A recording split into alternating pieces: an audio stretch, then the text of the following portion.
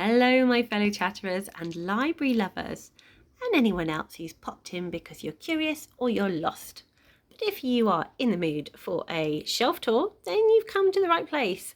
We are now on part 4 of my bookshelves tour, and these are all the bookshelves that are downstairs. So last time I showed you the one in the hallway. So now we are in the lounge/dining room. And this one here that I'm showing you is my classics. So I'm just going to do an overview and then I will show you sort of the books in more detail. And up here I have then got Cressida Cowell's Wizards and Once collection and some Nutcracker books. I really love these shelves. They work really well for books. And then just moving over here, see if I can get that angle. This shelf is kind of, again, it's just a mixed, I'm sort of call it a mixture of tastes. So I have a range of different books that I'm interested in reading. Tiny amount here on my desk. I have got the complete works of Shakespeare, a children's writers yearbook from 2009, which now seems very old. I have Evelina, which I have not read. I've got this because I wanted to read some sort of like more books, ones that like I know that Jane Austen would have read. So I wanted to kind of read more sort of classics from this time period. So I have Evelina and I will be reading that at some point to see what I think of it. I then have this very tiny copy of Lady Susan, the Watsons and Sanditon. I can never know how you say that title.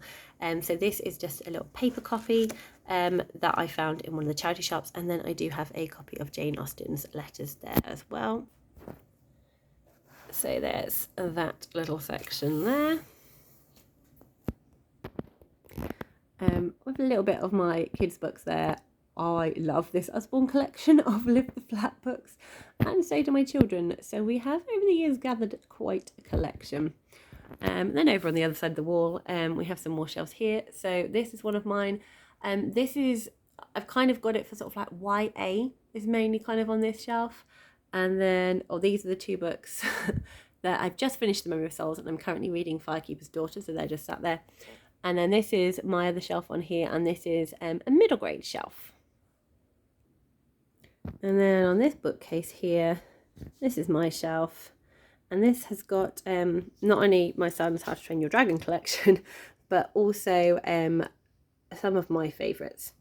And he got more How to Train Your Dragon books and other books. So it was showing this Terry Pratchett cover here, but it's seems to be kind of growing. But we have a little dragon section here, so I will of course go into detail on my favourite shelf. So this is books I've read all of these. I have to have read them for them to be on my favourite shelf. That is the point of a favourite shelf.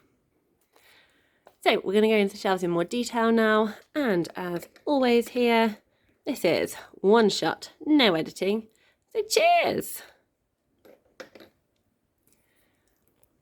So I really love the look of this shelf.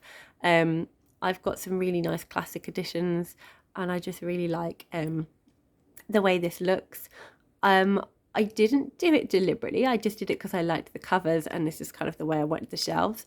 But I do like how we have a silhouette from Maya Angelou's I Know Why the Caged Bird Sings, and a Jane Austen silhouette from Lucy Wolseley's Jane Austen.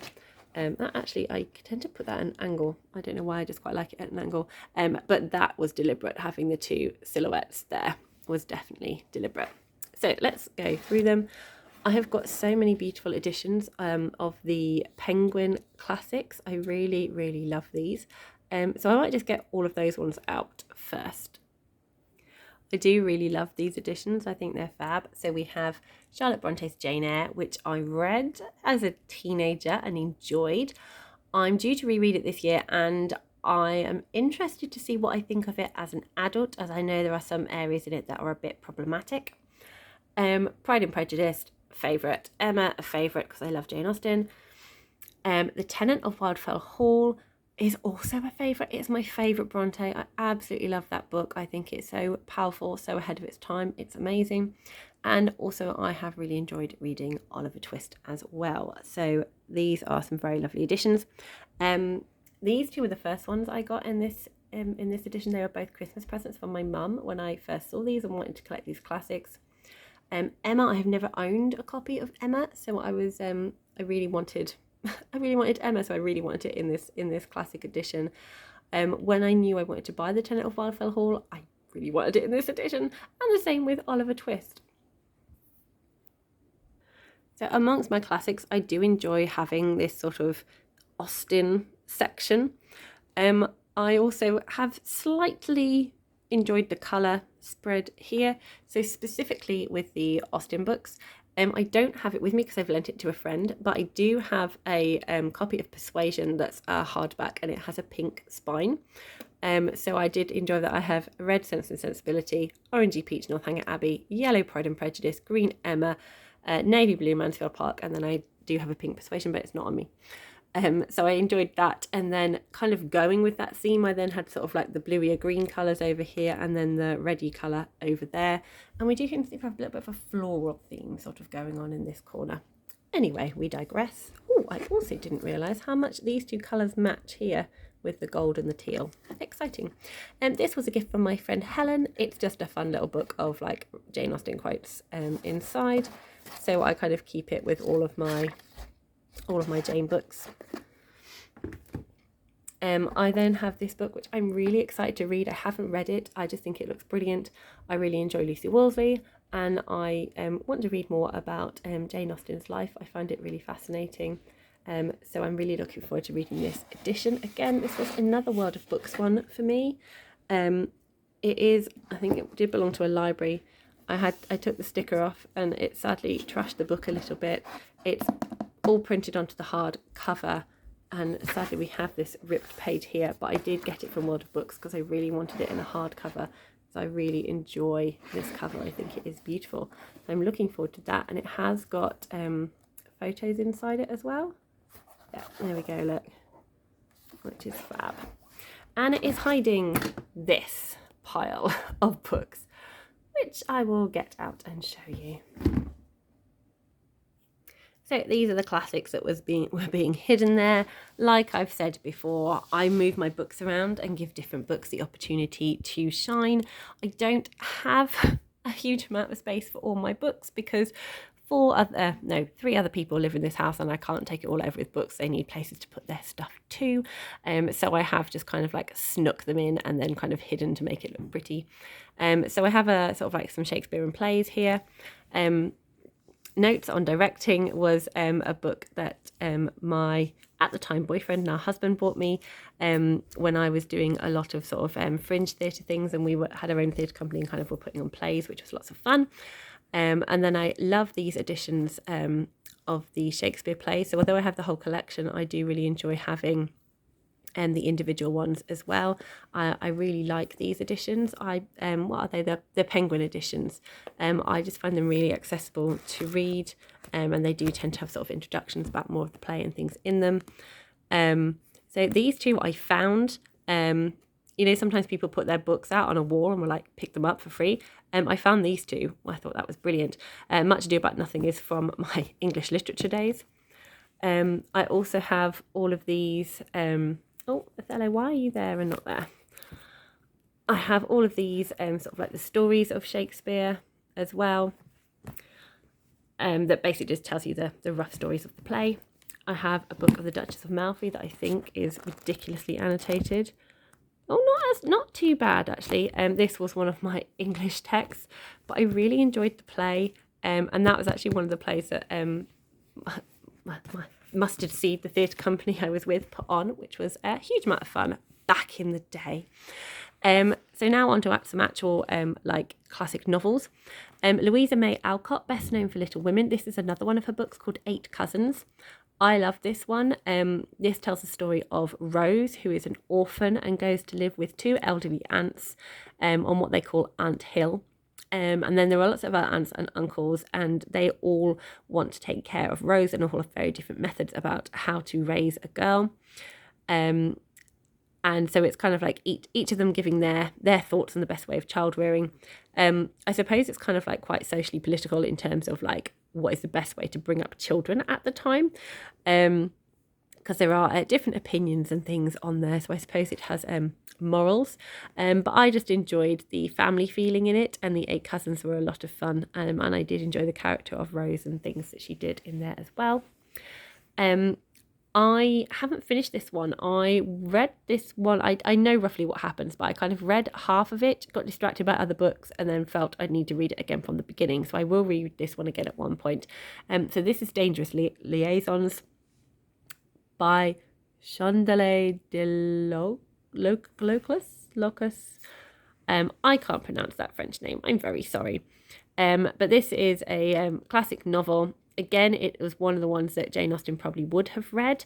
I think one of her novels, Lady Susan, is possibly inspired by this type of thing. Epistle writing was very kind of big at the time, so this is all done in letters, and it's really, really interesting. It's a very interesting read. I then have Lorna Dune. This was one of my mum's favourite books, and I read this as a teenager and can remember very little about it, so I'm looking forward to rereading that at some point. And then this is Good Wives by Louisa May Alcott. Again, I really love these little tiny old editions as well. They're just so weeny. My Mansfield Park copy's like this one as well, and it's just so small. How thin are these pages? Oh, they're not that bad. Oh, and it has got little illustrations throughout it as well. So that's those hidden books. So this is one that I recently got. So I just showed you the paperback version. This has got all of those books in it, plus some of the juvenilia stuff, like the history of England. And again, I really love these classic editions as well. I think they're really cute. Does it say?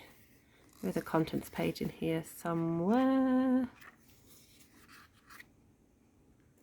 Here it is. So here we go. We've got some of her juvenilia here. And then we have Lady Susan, the Watsons, and Sanditon. And they have gold edges, which I really love. It's such a cute little tiny sized book, and I really, really enjoy it. Sense and Sensibility, I think I showed off in what was some of the beautiful books in my mid-year freakout tag.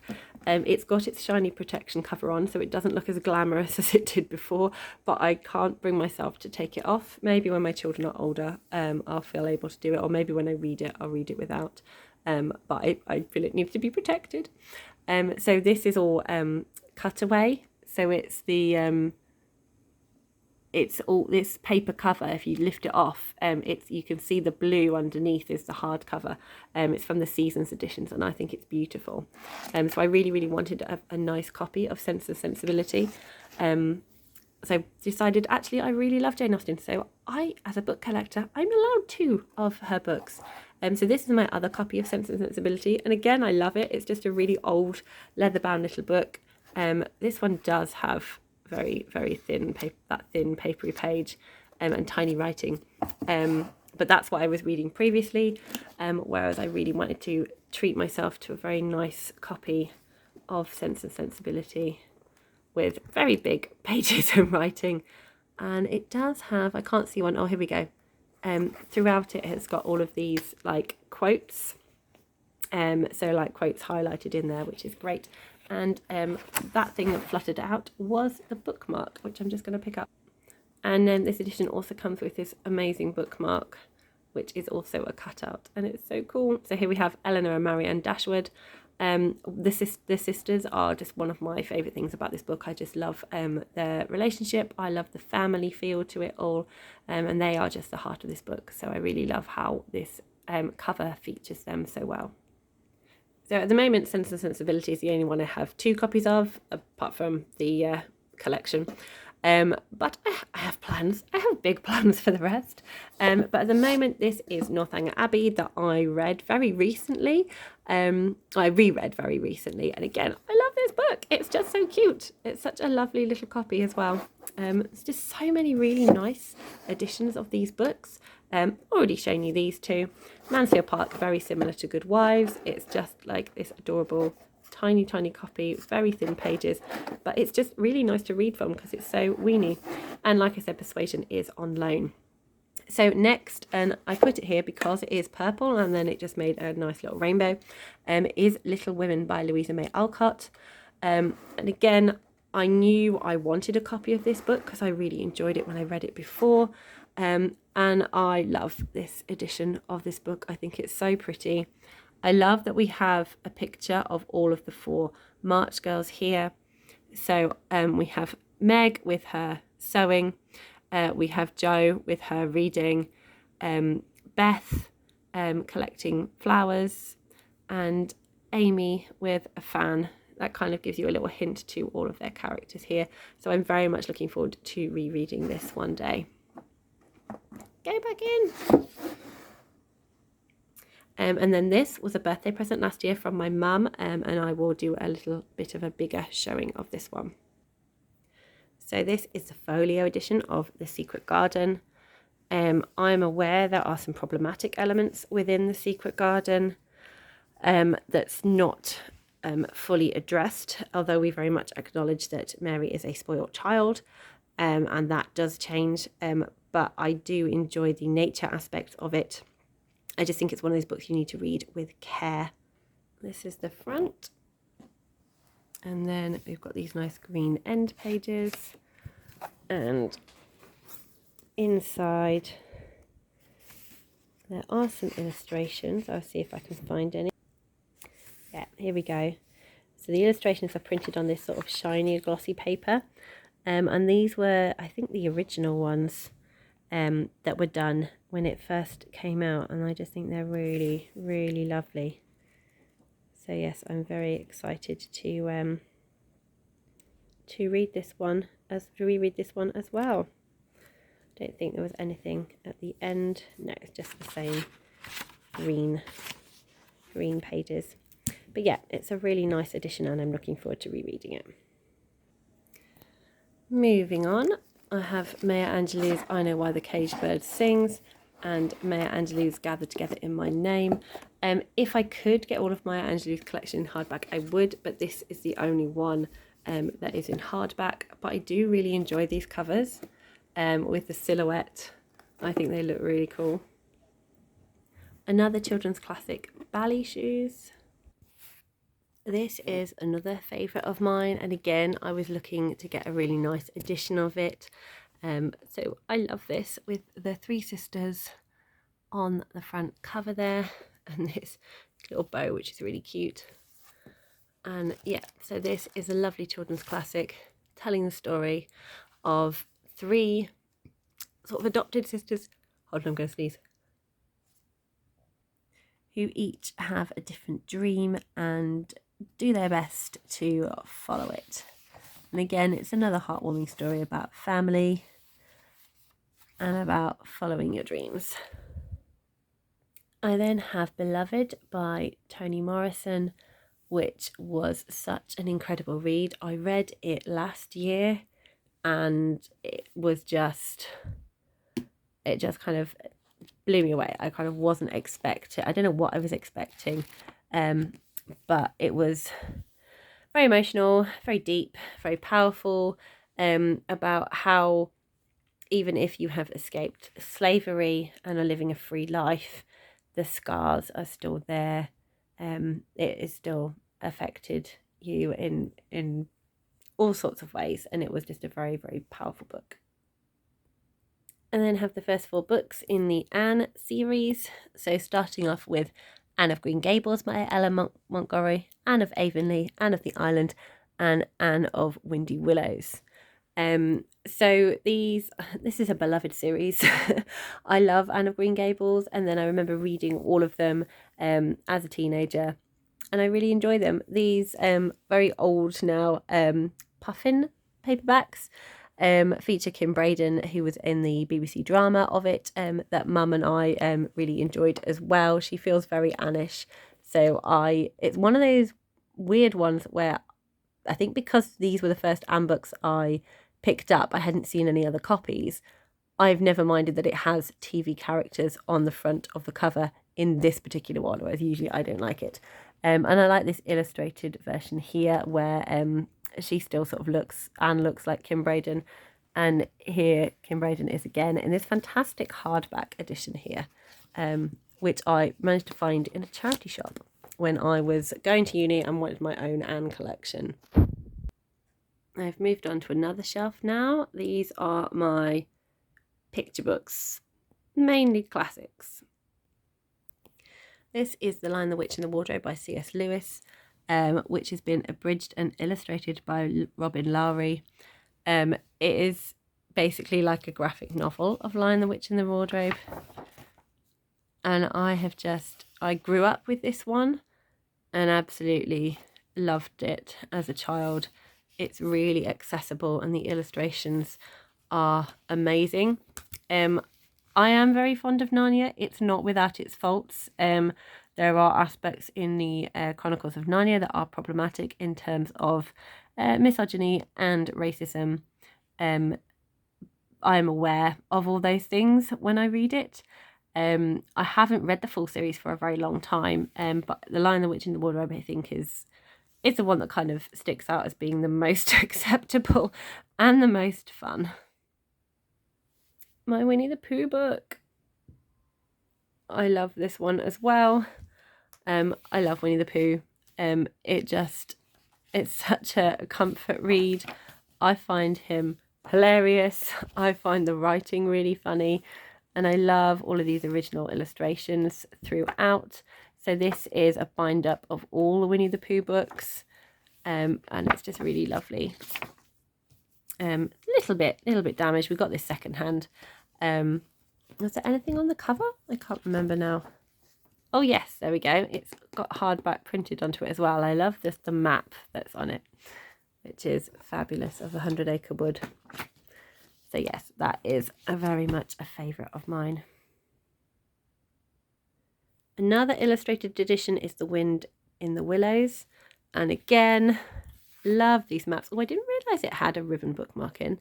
I'm really looking forward to rereading all of these at some point. The map is just gorgeous. Let's move the ribbon and look at it properly. Here we go. Oh, there's Toad Hall. Mole's house. Rat's house. The Wildwood Badger's house. Oh, I remember first hearing this story when I was about 6. Oh, it's got some introduction bits as well. Yeah, I was about 6 when I first heard this story. My parents have got another illustrated edition. I think we've got a few. And I just really loved the friendship of Ratty and Mole. And this first chapter where they just have this lovely day on the river. Then obviously the story gets a little bit more chaotic and slightly more scary as it goes on. But I'm really looking forward to reading this with my children as well as just rereading it myself. And I just can't resist a good illustrated edition. It's just beautiful. It makes me feel happy. This book was a book I saw, I think, when I was coming to the end of my uni years. And I just really, really wanted this collection of stories from Shakespeare. It is such a lovely book. I love the illustrations in it. So I think, is that Viola? Yeah, from Twelfth Night. So we have a few of the stories in this one. So kind of a mixture, I think, of Shakespeare's most well-known works. So as well as having illustrated versions of these stories, there is also a really fun section at the back where it kind of goes through a summary of the plays. Yeah, so it goes through every single Shakespeare play. Here we go. So we have a brief bit of information about Shakespeare and what he did, and then we have going from the first. I don't know if it goes in publication order, but I love these little things here where it gives the type of play when it was written. So 1602, I don't think that is one of the earlier ones. Oh no, maybe it is. And kind of a brief what happens We get a cast of characters. We get a rough synopsis of what happens in the play, and then famous quotations. So some of these will take up a whole page. Some of these are then kind of split into half a page, but it goes through each one, which I think is fabulous. Yeah, all the way up to, was it Winter's Tale that was the last one? I felt The Tempest was the last one, but maybe it doesn't follow. Maybe it doesn't follow when they were written. But yes, I love this book as well. It is one of my favourites. And this is my husband's that he then gifted to me because he thought I'd enjoy it more. So again, we have more stories from Shakespeare. But this one, instead of just doing the synopsis, it's got a shortened version of the actual plays. So they're sort of more accessible to younger readers, which I think will be fabulous for my kids. And also, again, I can't resist an illustrated edition. So again, three of the most well-known ones, I think. A little bit of info on Shakespeare. I can't remember if it has anything else sort of at the end. Look at this illustration, isn't that fabulous? The Capulets and Montagues. Oh, and wow. That is beautiful. Yeah, I really need to go through this properly and kind of look at it in more detail. Yeah, no, it is just a shortened version of all the plays, but with illustrations, which is fantastic. This is a recent edition. When we were in Wales, we did a walk where it told some of like the folklore and sort of the tales of the land. And my son was really interested and we wanted to find out more about it. So in one of the shops we found this, which again has got some fantastic illustrations in here and focusing on 4 tales set with the stories of Wales. And we have a list of the characters and how you pronounce their names, which is very helpful. So Guaul Cleed, and that is absolutely not how I pronounce that, so that's very helpful. I do need my Welsh speaking friend to give me the much clearer pronunciations and help me with this, but yes, looking forward to reading this with my son as well. And again, beautiful illustrations. Give me an illustrated story, I am sold. And again, I love this story of Alice's Adventures in Wonderland. This is such fun artwork. I really love it. So this was from World of Books. I found it. I have no idea who this is, but this was a prize once upon a time. Oh, in 2017, so not actually that long ago. Obviously they didn't care for it. But I'm very, very lucky to have benefited from them not wanting to own it anymore. Because I have seen this edition, I have coveted this edition, and I'm so delighted to own a copy, and I really look forward to reading it under the dust jacket. It just looks amazing.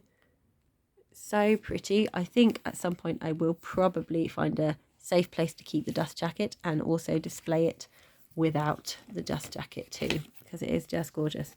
So yes, really looking forward to reading this with all of these illustrations as well. Final part of the classic section, I have these 2 different copies of the Nutcracker. So I have the original Nutcracker by E.T.A. Hoffmann, which I love this edition. Again, I found it on World of Books, and the illustrations in here are so cute. Let's look at that. So this is the original version that then inspired other works afterwards. So the doll is called Clara, not the main character. She is called Marie. Does it say here? Nope. And it is a bit darker, and there are extra things in it, whereas I think the ballet followed more. Yeah, she's called Marie. Followed more of the the book that came after that I can't remember the name of, but someone else wrote the story of the Nutcracker as well, and included more of a focus on sort of like the Sugar Plum Fairy forest and things. And I love these Usborne books. As you saw, I have got quite a collection downstairs. So this is another peek through, but this is all the story of the Nutcracker. So we have the children playing with their toys, and look, the lights on the Christmas tree, and then you turn it over and you get to see more. And there's the rat peeping through. And we get more peep throughs. And then here we have snowflakes. And as we turn this page, we're starting to get the blizzard. And then, oh, there we go. So there's the snow, and we're now outside heading towards the Sugar Plum Fairy's palace. And we have a little flap here. Here we go. Sweetie Land. Yummy, yummy. And I think that was the last page. Oh no, there's more. And there's Clara back at the Christmas tree. Oh yeah, so that's fun. So we can see all of these green bits here look like just paint for the windows, and that's all the wallpaper. Then when we shut this, we've got all of these gaps here, and now they look like Christmas baubles. So you've got little fairies that look like they're decorated on the baubles. But yeah, I love these books. I think they're so clever in the design. So I have 2 copies of it, which is lots of fun. And just because they were next to the Nutcracker, I'm going to show off all my hardbacks of Cressida Carroll's Wizards of Once series, which I have not read, but I'm really looking forward to starting. So they all have these beautiful end pages and some wonderful foiling pictures on the sides here. On the sides, on the covers. So Wizards of Once has got orange and purple. We have a green Twice Magic. And again, we get some different end pages. And on this one, we have The Real Magic is Imagination. And a feather on the back of that one. And then Knock 3 Times in this reddy orange. Ooh, look at these end pages. Fiery. And this is a yellow cover with gold. Knock, knock, knock. Nice little key there.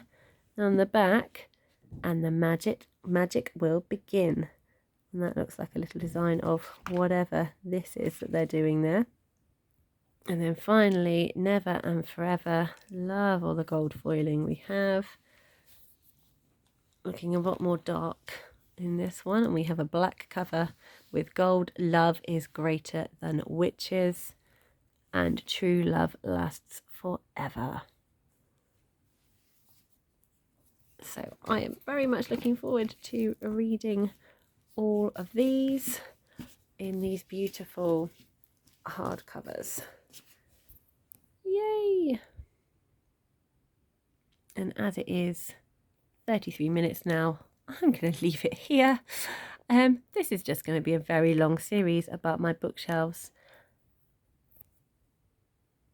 But I am hopeful that I will be able to maybe do it in 8. I feel the next shelf will take another one, and then I'm hoping maybe another 2 after that.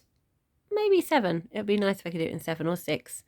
We will see. But anyway, happy reading, everyone. I hope you enjoyed looking at these books. And there are more shelves, so there will be more coming. Bye.